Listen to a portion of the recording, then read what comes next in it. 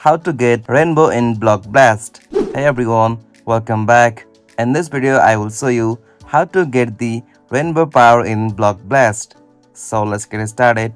On this process, at first you'll have to install or check for the update available for application Block Blast. For that, open a Play Store or App Store.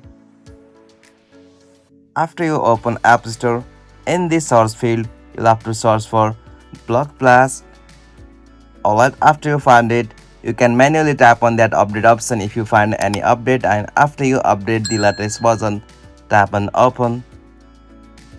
Okay, so from here, to unlock the rainbow power, you need to keep playing and build up your score. The more lines you clear, the faster your power meter will fill up, and from that way you can easily access or get the rainbow power mode on your Block Blast. So there is no any shortcut like you can directly get that. You have to just keep placing blocks smartly and avoid running out of space, and after you doing that process regularly, you can easily access or get the rainbow power on your Block Blast.